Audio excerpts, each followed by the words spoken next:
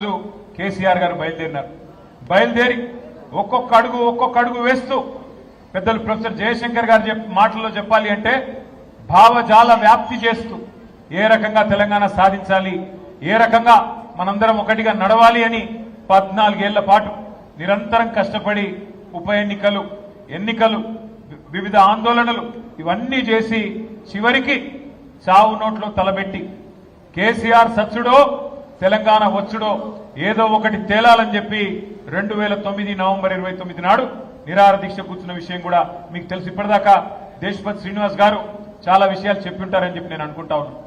నేను వాటి జోలికి పోను కానీ తర్వాత తెలంగాణ వచ్చింది.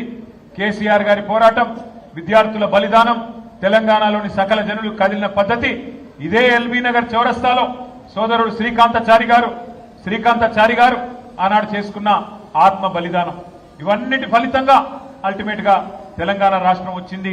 మీకు తెలుసు, తెలంగాణ రాష్ట్రం వచ్చిన తర్వాత దాదాపు 10 ఏళ్ల పాటు మన ప్రభుత్వం ఆనాడు బ్రహ్మాండంగా పెద్దలు కేసీఆర్ గారి నాయకత్వంలో నడిచింది. కానీ గత 2-2.5 సంవత్సరాలుగా ఏ రకమైన పరిస్థితి ఈ రాష్ట్రంలో కాంగ్రెస్ ప్రభుత్వం వచ్చిన తర్వాత నాకంటే బాగా మీకే తెలుసు.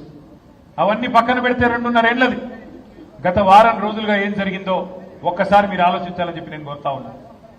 ఒక ఆడ కూతురికి అన్యాయం జరిగితే, ఒక మైనర్ బాలికకి అన్యాయం జరిగితే ఈ రాష్ట్రంలో ఉన్న ప్రభుత్వం మీద దున్నపోతు మీద వానబడ్డట్టు కూడా కాలే.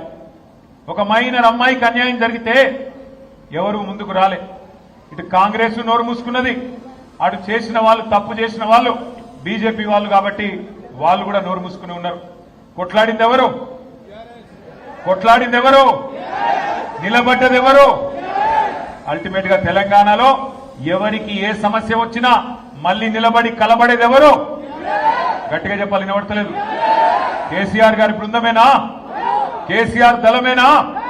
మళ్ళీ నిలబడేది, కలబడేది, గొంతు విప్పేది, కొట్లాడేది మళ్ళీ మనమే. కానీ ఒక్కసారి మనందరం కూడా ఆ తల్లికి, ఆ తండ్రికి, ఎవరైతే అమ్మాయి తల్లిదండ్రి ఉన్నారో వారిద్దరికీ గట్టిగా చప్పట్లతో సలాం చెప్పాలి, గట్టిగా చప్పట్లతో సల్యూట్ కొట్టాలని చెప్పి నేను విజ్ఞప్తి చేస్తా ఉన్నా. ఎందుకు? ఒకవైపు కేంద్ర హోంశాఖ మంత్రి, మరొక వైపు రాష్ట్ర ముఖ్యమంత్రి, ఇద్దరు పవర్ఫుల్ పోస్టుల్లో ఉన్న ఆ తల్లి, ఆ తండ్రి అదరలేదు, బెదరలేదు. ఇద్దరు కుమ్మక్కై, ముఖ్యమంత్రి, కేంద్ర మంత్రి ఇద్దరు కుమ్మక్కై ఆ అమ్మాయికి అన్యాయం చేయాలనుకున్నా ఆ తల్లి, తండ్రి వెనుకకు తగ్గలేదు. కామాంధుడి చేతిలో విలవిలలాడిన అమ్మాయికి న్యాయం చేయాలని చెప్పి ఆ తల్లి, తండ్రి చేసిన పోరాటం, దానికి అండగా మన బీఆర్ఎస్ పార్టీ మహిళల నాయకత్వం, మన బీఆర్ఎస్ పార్టీ మహిళా బృందానికి కూడా గట్టిగా చప్పట్లతో మీరు అభినందనలు చెప్పాలి. ఎక్కడికక్కడ పోరాటాలు చేసి మహిళా కమిషన్, డీజీపీ అంబేద్కర్ గారి దగ్గరికి పోయి మన మహిళా నాయకత్వం మొత్తం కాళికాదేవిలాగా విరుచుకుపడి మరి ఎక్కడి వారక్కడ నిలదీస్తే మన పెద్దలు, మన party general secretary doctor RS Praveen Kumar గారికి కూడా గట్టిగా చప్పట్లతో అభినందనలు చెప్పాలా. ఆయన ఒక మాజీ ఐపీఎస్ అధికారి, అన్ని విషయాలు తెలిసినవాడు.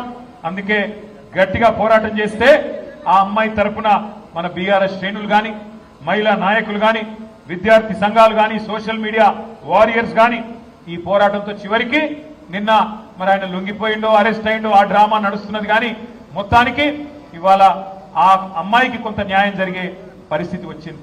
ఇవాళ నేను ఒకటే అడుగుతా ఉన్నా ప్రధానమంత్రి మోడీ గారిని, అయ్యా మీరు అంటున్నారు బేటీ బచావ్ బేటీ పడావ్